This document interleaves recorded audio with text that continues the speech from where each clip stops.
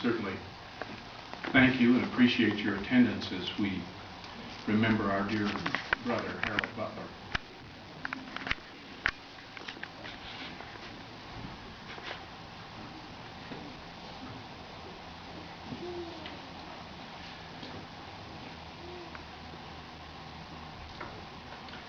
Harold O. Butler, Harold Oscar Butler, was born in the year 1948, December 6th, in Chicago, Illinois, to Harold Sr.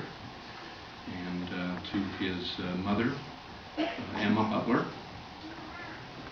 And he grew up there in Chicago, graduated from school, and eventually he went on to serve as in the Marine Corps and was sent to Vietnam, and that's where Harold was injured and why we saw him and knew him as he was.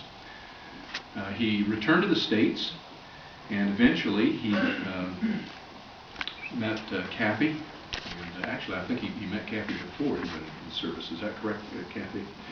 And then, when he got back, they were eventually married on August 15th, 1970. And they were married in Chicago. Later, Harold had a little incident there in Chicago, and it's because of that incident, well, really, two incidents that we know Harold today. The first incident was his approach to the car on an icy winter morning there in Chicago, losing his balance, slipping, and he actually slid under the car. And Kathy had to have assistance to get him out, and his statement to her at that particular time was that that's it. We're not going to stay in Chicago, we're going to go to California. So he moved out here to California, which we're very thankful that he did. And eventually, the second thing that worked toward our having to come to know him so well was the fact that he began studying the Bible with Jehovah's Witnesses there in Chicago, but continued that study when they moved out here to California, and eventually he and Kathy were baptized in the year 1971, again in December 25th, 1971. So they were baptized at the San Jose Fairgrounds at a convention of Jehovah's Witnesses there. So because of those two things, and then they're later moving to the Morgan Hill, Gilroy area, we've gotten to know two dear people, and our brother Harold will certainly be in our memories for a long, long time. Although many here today knew Harold as a member of the community, some of you may have known him as a business person. He was a successful realtor in the Morgan Hill, Gilroy area for many years, even during times, economic downturns such as this, when a lot of folks in the real estate business went bust. They were not able to make it. But Harold was successful in spite of his disabilities. Harold was also the first African-American, really, businessman in Morgan Hill, sort of a lily-white little town there. So that was a challenge, but he was successful in spite of the fact that he was one of the few African Americans in the community.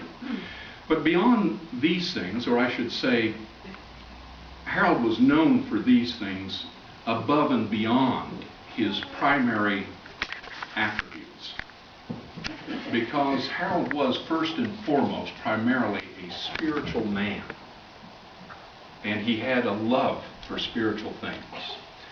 And that's what we want to talk about here this afternoon for a while. We know that his qualities as a spiritual person probably caused him to be the likable individual that he was, and we certainly he was gifted with that at birth, but as he began to develop and became a real spiritual man, he was the sort of person that you just gravitated toward. Harold had that knack. He was a people person. He loved people, no matter who you were, and he took care to help people, other people, spiritually, no matter who you were. He wasn't successful in some cases, or in all cases, but in other cases he was successful. Harold's smile was infectious. He was always one of the first ones here at the meeting hall of Jehovah's Witnesses to greet new ones when they came in. In fact, before, just in recent months where Harold was pretty much confined to his wheelchair, he used to stand in his braces and crutches near the door, the entry to the hall, and you didn't get past without a greeting. And if you were new, he knew that too. And if you were not one of Jehovah's Witnesses, he made himself available to help out. Well, another attribute about Harold that I appreciated, and I know I've heard comments from others about this as well, he had sort of an innate sense of what was going on with individuals, because he was interested in individual people. And so if you weren't feeling quite up to snuff, or something was bothering you, Harold usually sensed that, didn't he? And he'd ask you, "Brother, what's wrong?" Right? Or "Sister." And he was just the type of person that you wanted to confide in. And he would usually have some little expressions of encouragement that helped people. I recall one occasion when Harold and I were in the door-to-door ministry of Jehovah's Witnesses, and we were in a little group of duplexes there in Morgan Hill, and he, on that territory card, I should probably define some terms here. Jehovah's Witnesses have the areas, in fact the entire United States, divided into little territories. So you check one of those out, and then you work all the houses in that territory in bringing them the kingdom message in much the same way that the early Christians did, as you read there in the gospel accounts. Well, in that territory there may be some that are adamant about not wanting Jehovah's Witnesses to call. We call them do not works. And this territory had a do not work with an underline under it. But I couldn't tell from the territory card which one it was. And of course we went to it. And through the form, the lady, she wasn't a very big little lady, she came to the door and she started to really read us out. And I was about ready to excuse ourselves, apologize to her, and leave. And I, just out of the corner of my eye, I saw Harold's shoulders shaking. And as I glanced at him, he was actually snickering, laughing. And it took her by surprise, too, because she stopped mid-sentence and she said to him, "What's wrong? What's wrong with you?" And Harold said, "You're not mean." He said, "You're just trying to be mean. You're not a mean person." And she got quiet, and the rest of the conversation ensued between she and Harold, and she eventually became what we as Jehovah's Witnesses call a return visit. In other words, we call on that individual because they have some interest in learning about the Bible. So she became a very good friend to Harold.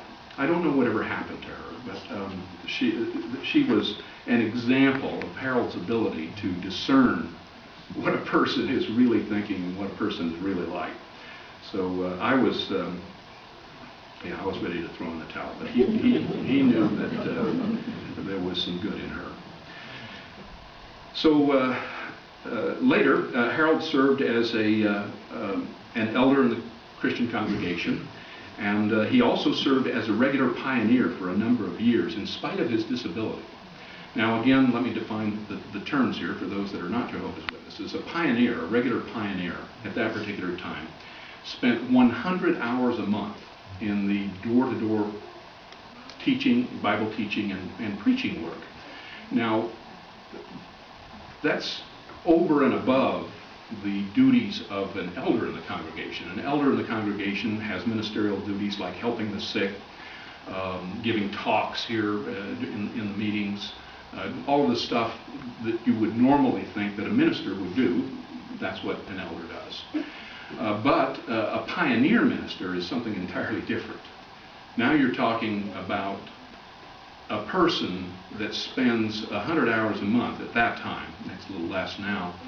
But at that time, 100 hours a month in the apostolic biblical form of preaching work, door to door, house to house, to complete strangers. That was Harold for a number of years with a disability.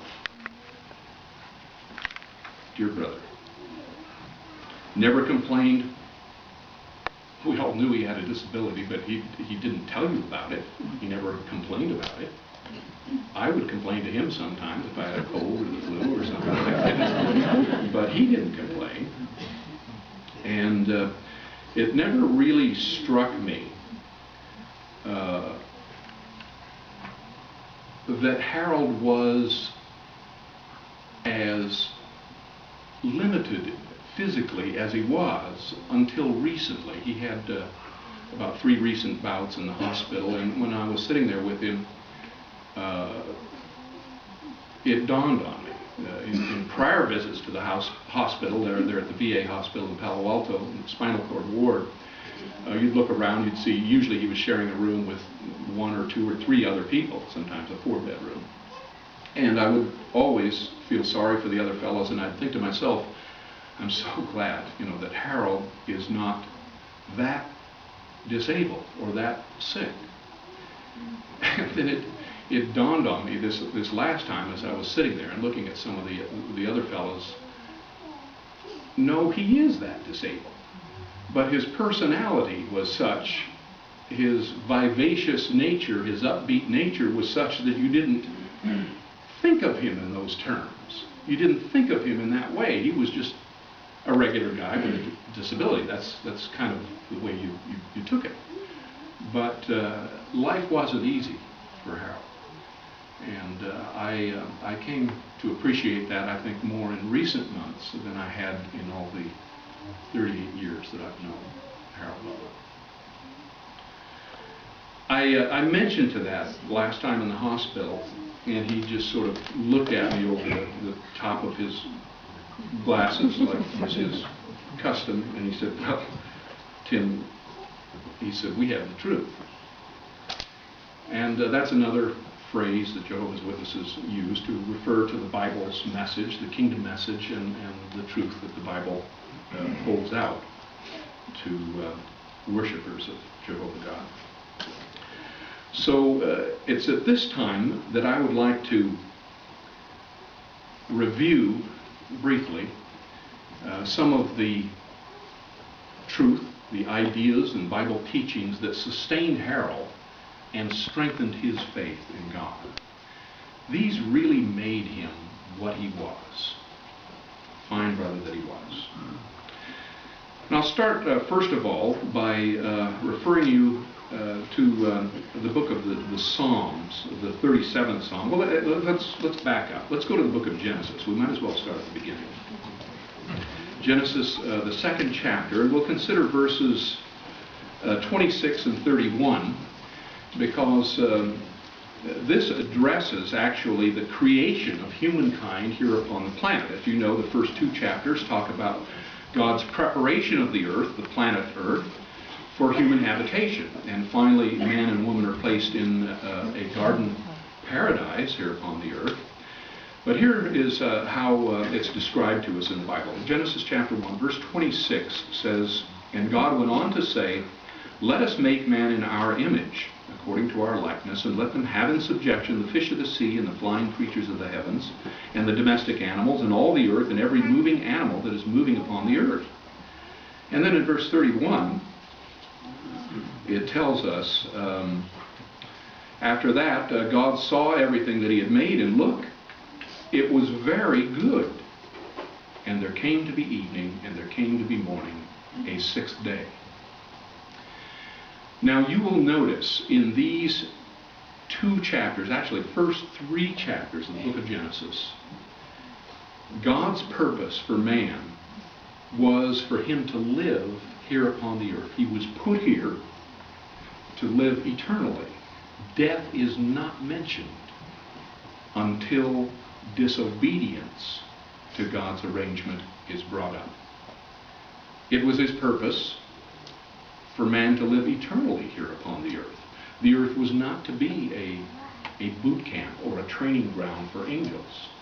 Rather, there were thousands of angels, the Bible tells us, millions of these spirit beings in existence already in the heavens. In fact, they had a hand in preparing the earth for human habitation and would applaud God's work at the dawning of each one of these created days mentioned here in Genesis chapter 1.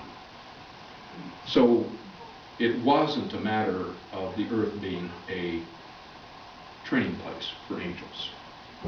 No, it was to be the home of the human creature, mankind. And he was to live here in a beautiful paradise setting, as it started out there. And that was God's original purpose for man and for the earth. And I'll use that expression a number of times here as I go through the faith and the beliefs that Harold had, God's original purpose. And that's what I'm referring to, God's original purpose for man to live forever in a paradise earth. Now, we know from reading Genesis chapter 3 that the first human couple unfortunately went against that arrangement. And as a result, God